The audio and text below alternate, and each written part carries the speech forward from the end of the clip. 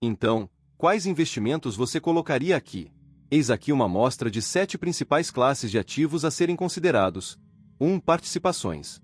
Outra palavra para as ações, ou parcelas de titularidade de empresas individuais ou veículos para possuir muitas delas de uma vez, como fundos mútuos, índices e fundos negociados em bolsa, ETFs, na sigla em inglês. Os fundos negociados em bolsa, ETFs, foram chamados de ITGELs do mercado de ações, aumentando vertiginosamente a sua popularidade em mais de 2000% de 2001 a 2014 e detendo mais de 2 trilhões de dólares em investimentos. Mas o que são eles exatamente? Os ETFs são construídos como fundos mútuos ou fundos de índice, porque contêm um conjunto diversificado de ativos, mas você pode negociá-los como ações individuais. A maioria deles segue um tema: ações de baixa capitalização, obrigações municipais, ouro ou acompanham um índice. Mas, com um índice ou fundo mútuo, você tem de esperar até o fim do dia de negociação para comprar ou vender. Os ETFs podem ser negociados durante todo o dia. Os especialistas dizem que, se você gostar da ideia de um fundo de índice, mas quiser comprar quando percebe que o preço está baixo e vender quando o preço está alto durante uma sessão de negociação, um ETF pode ser o ideal para você. Mas isso é negociar, não investir, e tentar prever o comportamento do mercado com base nos movimentos de preço a curto prazo traz riscos muito intensos e especiais. Ainda existe outra diferença. Quando compra ações de um ETF, você não está comprando ações, títulos, mercadorias ou qualquer outra coisa que esteja associada ao fundo, você está comprando ações de um fundo de investimento que possui esses ativos. Aquela empresa promete que você receberá o mesmo resultado financeiro que receberia se você próprio as possuísse. Mas não se preocupe, parece mais complicado do que é. Muitas pessoas gostam dos ETFs porque eles lhes propiciam uma enorme quantidade de diversidade a um baixo custo. De fato, muitos ETFs têm taxas mais baixas até mesmo do que os fundos de índice tradicionais comparáveis, e às vezes exigências de investimentos mínimas e mais baixas.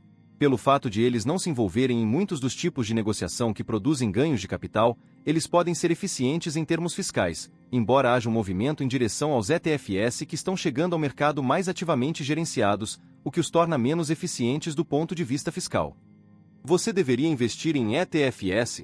Jack Bogle, fundador do Vanguard, que, aliás, oferece muitos fundos de ETF, me disse que não vê nada de errado na posse de índices de ETFs de amplo espectro, mas adverte que alguns são muito especializados para investidores individuais. Não é preciso apostar apenas no mercado, ele disse, mas em países, em setores da indústria. E você pode estar certo e pode estar errado. David Svensson se pergunta por que os investidores individuais deveriam se preocupar com os ETFs. Acredito piamente na compra e na detenção em longo prazo, ele declarou. A principal razão pela qual você optaria por um ETF é a possibilidade de negociar. Portanto, não sou um grande fã disso. 2. Obrigações de alto rendimento. Você também pode conhecê-los como títulos podres, e há uma razão para que eles sejam chamados de lixo. São títulos com os mais baixos índices de segurança, e você recebe um cupom de alto rendimento, uma taxa de retorno mais elevada do que um título mais seguro, apenas porque está correndo um grande risco. Para se atualizar, volte e leia o resumo sobre títulos no fim do capítulo anterior. 3. Imóveis. Todos nós sabemos que o setor imobiliário pode produzir grandes retornos. Provavelmente você já conhece bastante essa categoria, mas há muitas maneiras de investir em imóveis. Você pode investir em uma casa e alugá-la para conseguir uma renda extra. Você pode comprar um imóvel, reformá-lo e logo depois se desfazer dele em curto prazo.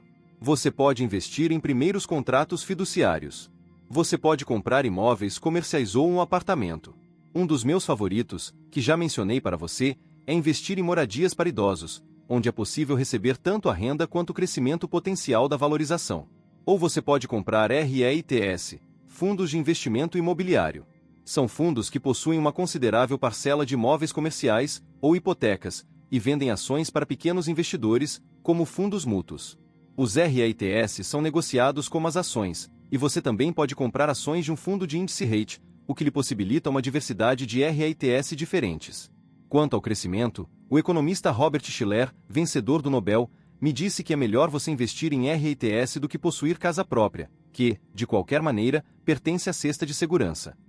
Comprar um apartamento de um REIT me parece um investimento melhor do que comprar uma casa, ele disse, porque parece haver uma tendência para os aluguéis agora. Isso pode mudar, é claro. E, como acontece com qualquer investimento, você deve fazer uma pausa e pensar: O que eu estou apostando? Você está apostando que o preço do imóvel vai subir ao longo do tempo. Mas não há nenhuma garantia, por isso ele está alocado na cesta de risco crescimento. Se ele subir, poderia ter uma boa taxa de retorno.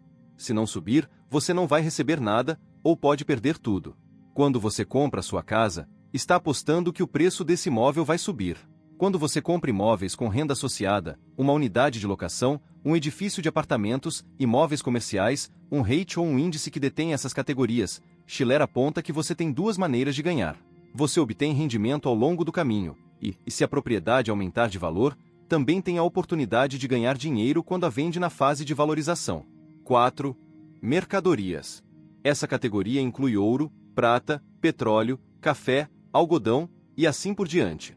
Ao longo dos anos, o ouro tem sido considerado refúgio seguro para muitas pessoas, uma parcela da sua cesta de segurança, e a sabedoria convencional afirmava que ele só subiria de valor durante os tempos de incerteza. Então, seu preço caiu mais de 25% em 2013. Por que investir em ouro? Você poderia manter uma pequena quantidade no seu portfólio, dizendo: caso o dinheiro em papel desapareça, então eu tenho aqui uma pequena parcela da minha segurança. Como você sabe, se acontecer uma confusão generalizada e o governo entrar em colapso por causa de uma invasão de zumbis, pelo menos você terá algumas moedas de ouro, ou prata, para comprar uma casa flutuante e partir para o mar. Pensando melhor, será que os zumbis sabem nadar? Caso contrário, o ouro provavelmente vai pertencer à sua cesta de risco crescimento. Você investiria nele como proteção contra a inflação ou como parte de um portfólio equilibrado, como vamos aprender mais tarde, mas precisa aceitar o risco. Então, não se engane. Se você comprar ouro, está apostando que o seu preço subirá. Ao contrário de muitos outros investimentos, este não produz nenhum rendimento, como os que você poderia obter com os dividendos de ações ou com a renda gerada por imóveis ou títulos. Assim, o ouro poderia ser um risco bom ou mau, mas com certeza ele entra na sua cesta de risco crescimento. Isso não significa condenar o ouro. Na verdade, na época econômica certa, o ouro costuma ter um desempenho excepcional.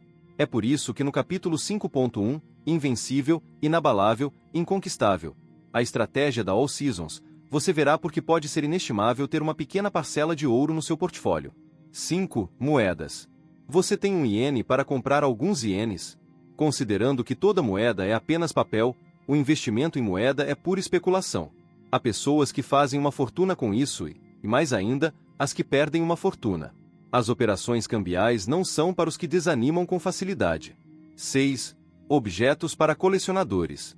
Arte, vinho, moedas, automóveis e antiguidades, para citar alguns.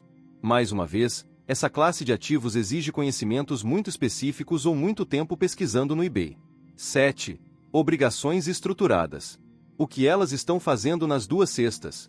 Isso se explica porque existem diferentes tipos de obrigações estruturadas. Algumas têm 100% de proteção ao capital, e essas podem entrar na sua cesta de segurança, desde que o banco emissor seja financeiramente sólido. Depois, há outros tipos de notas que lhe dão maiores retornos potenciais, mas apenas uma proteção parcial se o índice cair. Digamos que você compre uma nota com 25% de proteção. Isso significa que, se o mercado de ações cair até 25%, você não perde sequer um centavo. Se ele cair 35%, você perde 10%. Para assumir mais riscos, você tem mais resultados positivos, por vezes, até 150% sobre o índice ao qual elas estão vinculadas. Em outras palavras, se o mercado tiver subido 10%, você receberá um retorno de 15%. Portanto, há potencial para ganhos maiores, mas definitivamente há um risco aumentado. Lembre-se, mais uma vez, de que as obrigações estruturadas deveriam ser compradas através de um RIA, que vai trabalhar para eliminar todas as taxas em excesso e entregá-las para você na forma de um retorno ainda maior.